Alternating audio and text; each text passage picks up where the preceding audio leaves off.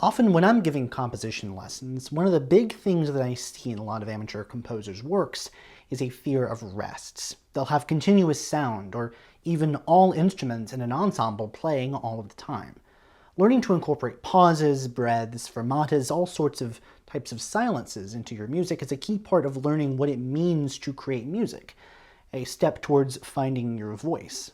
And some composers have taken this to its logical extreme, and made pieces which skirt the definition of music entirely, in which there are no notes, only silences. And today I want to look at 4 of these pieces.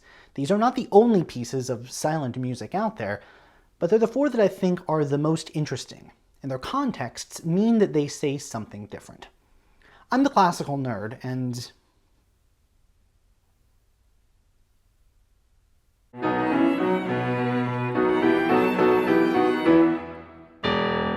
when most people think of silent music, they think of one man, John Cage, an experimental American composer active in the second half of the 20th century, who consistently asked the question, what is music? Very few of his pieces are in traditional forms or with traditional instruments or even played in traditional ways. And his infamous silent piece was a little something he wrote in 1952 called 433, so called because it consists of 4 minutes and 33 seconds of silence, divided into 3 movements with specifically measured out second amounts. Traditionally, the way these are performed are at a piano, where the pianist messes with the keyboard lid to show where in time the movements are, and then has a stopwatch or something else in order to keep time, and keep the movements to the second amounts that Cage specifies. Most people, including me, the first time I heard about this piece, dismissed it as stupid, and on the surface a completely silent piece does seem kind of pointless. But Cage's philosophy was not one of silence, because silence is not actually the point of 433. Cage noticed that there was plenty of ambient noise in concert halls that people tuned out or tried to tune out while paying close attention to a performer on stage. So by putting a performer on stage with all the trappings of a recital, Cage is asking audience members not to listen to silence, but to interpret the rustling of programs, the creaking of chairs, the inevitable coughing and cough drops, as though these were sounds that were part of a larger piece, a tapestry playing all around them all of the time.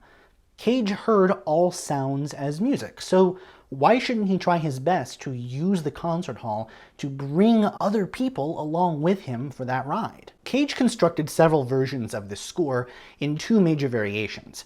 One has the 3 movements all just labeled tacit, and another is scored out with empty measures. And the differences between these 2 versions is much more impactful than you might think. Performing from the first score means manning a stopwatch, which not only adds sound coming from the performer, it kills the sense of immersion. Performers in recital just don't whip out a stopwatch for any other reason, unless they're performing another Cage piece. The score allows the performer to follow along with their eyes.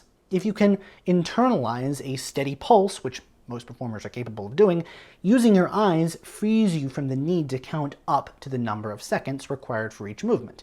And it makes for a totally different performance environment if you're in the space. While Cage did follow up 433 with a couple of other pieces that explored similar themes, none are nearly as famous as this one. Cage was far from the only composer who was looking in this experimental direction. He just happens to be the most famous for this and other reasons. All the way back in 1919, the Czech composer Erwin Schulhoff wrote a piano suite called Fünf Pittoresken, all dances of some kind, save for the 3rd movement in Futurum. We might think that this means in the future, but it actually uses the Latin accusative, which indicates that it is addressed to the future, as some kind of memorial to Schulhoff's present, a musical time capsule, if you will. Esteban Buch, in his article Seeing the Sound of Silence in the Great War, points out that this has an overlap with French law, where it refers to the preservation and establishment of what could make or break a case before a trial begins. Schulhoff's political radicalism, which led to his eventual death at the hands of the Nazis, led to his interest in the cutting edge of popular music and of the contemporary arts, jazz and Dadaism respectively. His experience serving on the front lines of World War I had turned him into a socialist and a pacifist. In the immediate aftermath of the First World War and the ensuing flu pandemic, it would be easy to understand if Schulhoff thought that the future would bring so much death and destruction that there would be no one left to make music. The placement of the rests indicates the outline or ghost of a piece. For Bouwhuis, it's like a photographic negative. In the future, of course, Schulhoff and all of his contemporaries would be dead, leaving nothing but traces of their lives and their former selves. The Pittoresken were dedicated to Dada painter Georg Gross. Dadaism in both Berlin and Dresden, where the Pittoresken were composed and first performed, mirrored Schulhoff's anti-militarism, reflected in the ironic nicknames they gave to each other like Marshal Gross. In Futurum includes a martial pause, which indirectly references Gross at the movement's peak Dadaist absurdity. This is supposedly a grand pause, an unmeasured silence in the middle of a totally silent piece. No measure is exactly the same either. Silence, yes, but no two silences are ever the same either, which is kind of Cage's point in a way. It's more designed to be looked at than performed, almost like a piece of visual art which happens to use all the trappings of musical notation. For all Cage's philosophizing, he doesn't do that. The 433 score is not super interesting to look at. In Schulhoff, the clefs are reversed from where they should be. The time signatures are irrational. There are a series of rests of various durations which add up to 4/4, the time signatures notwithstanding. The tempo marking translates as timeless. The few notes that do exist are huge and also emoji. Punctuation is scattered throughout. How does one play this? Are you even supposed to? There's plenty here open to interpretation, more so than Cage. Just because the score is interesting doesn't mean that pianists don't have fun with it. Dutch pianist Gerard Bouwhuis interprets this piece by placing his hands on the keyboard as though he will play, but never does.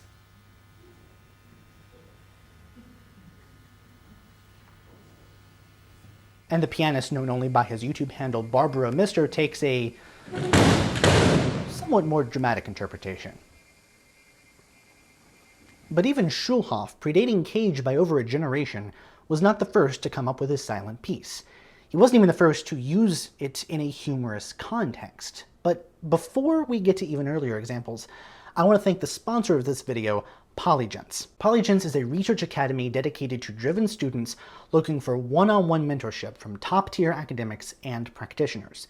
It's designed to help high schoolers take a deep dive into a topic of their interest with a mentor who is an expert in the field. One paper analyzes links between music and test anxiety, which I found really interesting because I can't really listen to music and do literally anything else. So it was really cool to read about how other people's brains work in that regard.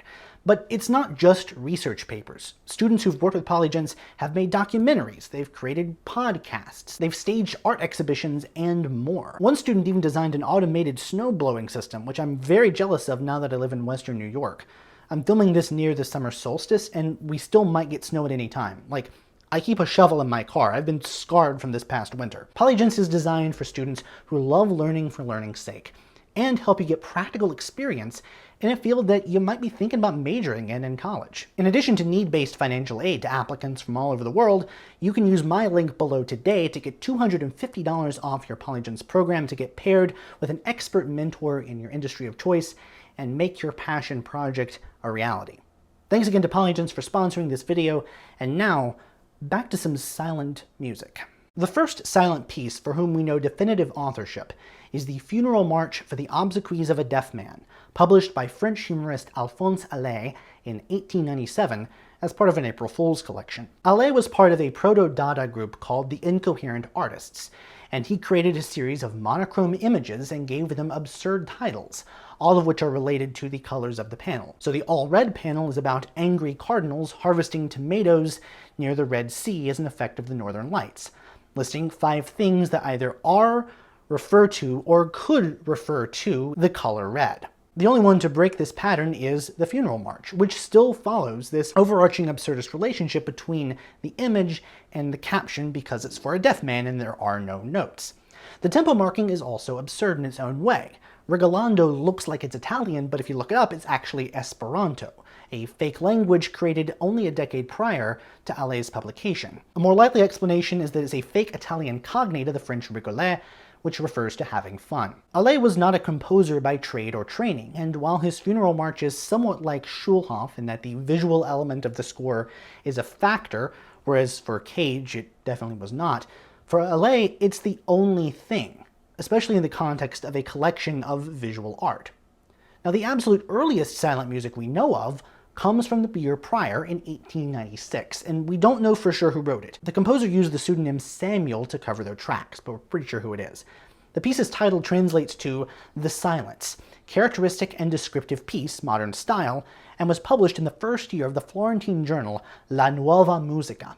According to Eder Velke Borges Peña in his article Unsilencing the Silence, Unacknowledged Silent Pieces, which brought this piece to academic attention, the silence was almost certainly composed by Edgardo de Valle de Paz, the composer and pianist behind La Nuova Musica. The Samuel character was a humorous, Eric Satie-like figure who haunted the journal's pages, providing commentary here and there. The silence was his only composition. Much as Allais' work is contextual, so too is Samuel's. The context here being the New Music Journal. The piece that the journal published was so bad, according to Samuel, that it would be better to have no music at all. So this work is perhaps the most visual of them all. Overt ridiculousness is tucked into every corner, with no underlying meaning. Advanced composition techniques are spelled out in the score, but like Schulhoff, they're all rests and of various durations. So what does it mean to have a piece of silent music?